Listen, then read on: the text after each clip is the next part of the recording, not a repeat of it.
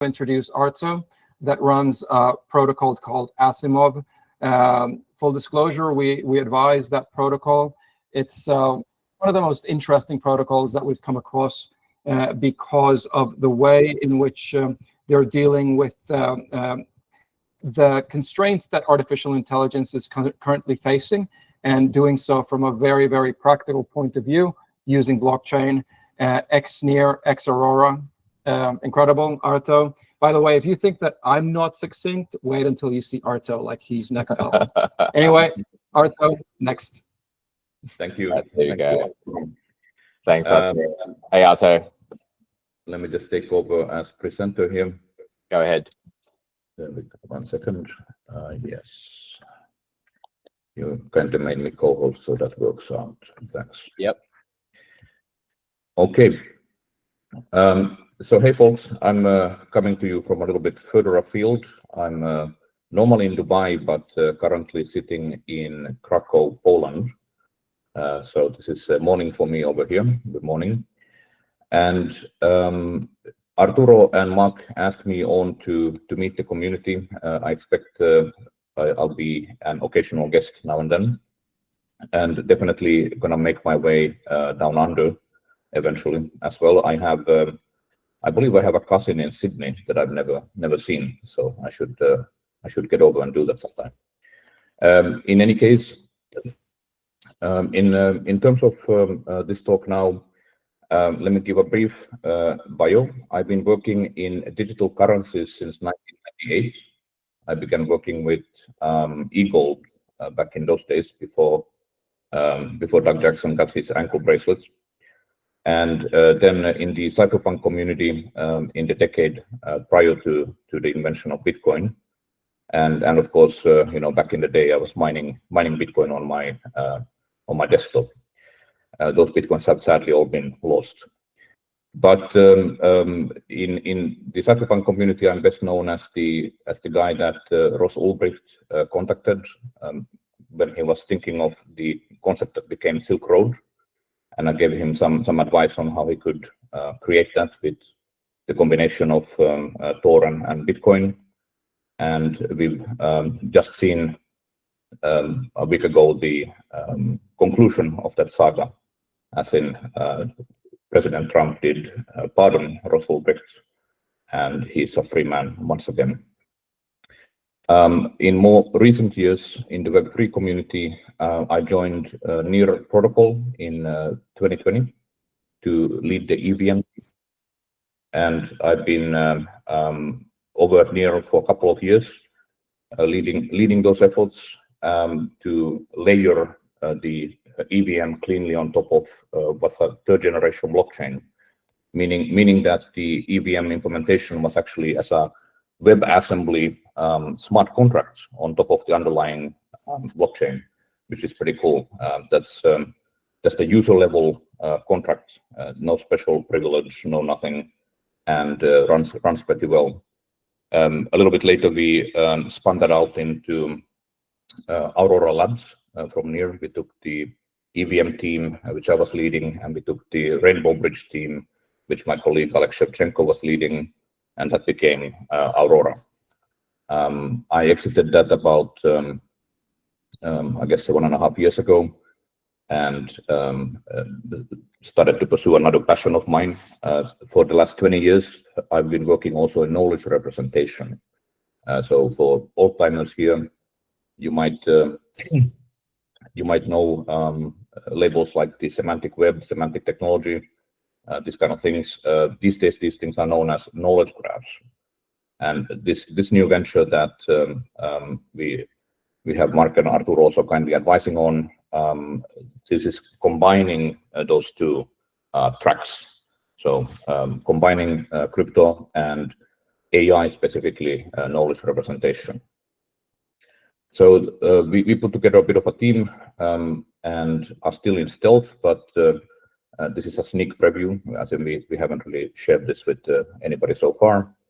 The name of the project is the ASIMOV Protocol, and this is of course honoring in honor of Isaac Asimov, the author, one of the most prolific science fiction authors of all time, in fact, the inventor of the very word robotics, the inventor of AI alignment with 3 laws of robotics, and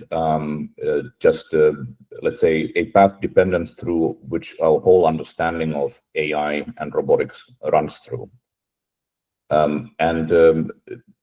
The concept of the protocol is all about a central question for this century, which is, how on earth are any of us gonna trust any information ever again? It's getting a bit polluted out there on the information landscape. And in particular, this is becoming an issue with AI and the further scaling of AI, meaning that although if you went back 2 years, there were 3 big challenges for the further evolution of large language models, transformers-based AI. There was the problem of how to power these things.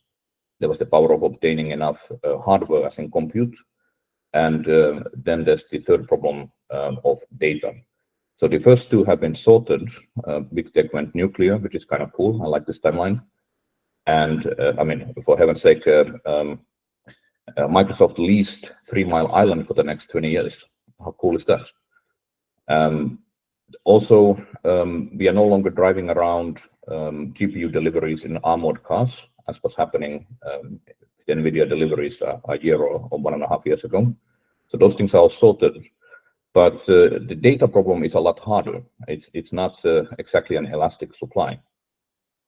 So one of the concepts for this protocol then is that just like some of the luminaries in the space have been saying over the last year or so. So this is Ilya Sutskever on stage about a month ago. He's, of course, the co-founder of OpenAI, and also a decade earlier, he did AlexNet, which began this whole neural net comeback back in 2012. So he's saying that data is the fossil fuel of AI.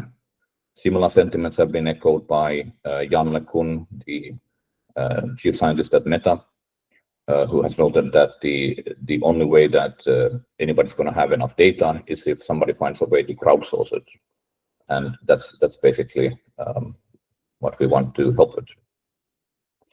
So in our case, we're not really interested in growing the amount of unstructured data dumps in the world. That's not really going to help anybody. Instead, it's all about highly structured information or even knowledge. Aristotle said knowledge is justified belief. So that's the highest form of information. And what we envision is becoming something like creating something like the USB of knowledge or the Bluetooth of knowledge, a standard which, when you see it on a product box, for example, for your next domestic robotic appliance, you'll know that it interoperates with all of the other AI in your life. And this is being done in a, let's say, fairly ambitious way. So we're setting up an industry consortium based in Switzerland. We are utilizing modern governance, meaning we have governance based on DAOs, of course, including in the working groups, but also on the top level for the foundation governance. And we are collaborating with universities around the world, and we have currently about I believe 16 organizations signed up, including some from Australia, in the commercial space.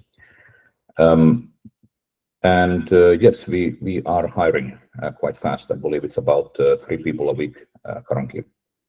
So in case that sounds interesting, please do reach out. You can also just DM me on Twitter. And let's see, yeah, that's the hashtag. And I think Mark, you wanted to mention the Zili campaign. Yeah, so I've shared that in the chat, folks. So you can click on the link. Also, the link to follow ASIMOV Protocol on Twitter. so you can learn more about it. And as you mentioned, Arto, that it's open for people that want to contribute. And I think the beauty of what you guys are doing is it touches on all three areas that I used to explain when it comes to like, what hat do I and Arturo wear? And it's, we came from data because we're both data scientists by background.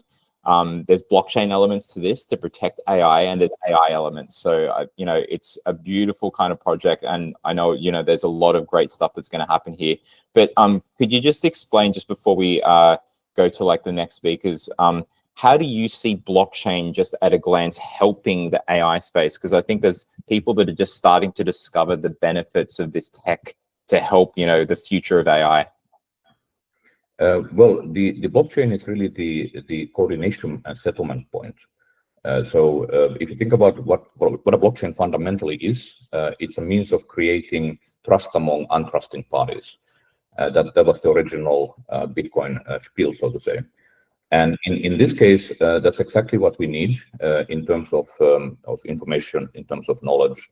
How do we get trust back into the information we consume? How do we reward publishers of not only highly structured knowledge, but also correct knowledge? So I think that the blockchain in this case is really the way to do it. You want this public append-only immutable coordination point that everybody agrees on. Yeah, absolutely. Anything from you, Arturo? No, this is fantastic. Thank you, Arto. Thanks, guys. Thanks, Arto. All right, I'm going to take back control. I think, let's have a look. So I'll bring back here, folks, so you should be able to see that. Where is there's the QR code. So let me just bring that back on the main screen somehow. Can you guys see that on main screen? No. No? Okay. Hang on a sec. I'm going to stop sharing and then share again. Just one sec. You get to look at everyone's beautiful faces or avatars. So 1 second. Reshare. Good thing I've got Arturo here so I can see if it's actually working. All right, sharing again. It should come up in a few seconds. Yep. There we go. All right, so there was a request to get the QR code back. So I'll leave that up for a few seconds, and then we'll go to the next speaker. And because I am so ADD, I don't remember who the next speaker is. So I am going to use the slides to figure it out. But if you are in the room, then, you know, please get ready. All right, 3, 2, 1, and we can bring it back later on. So just let us know in the chat.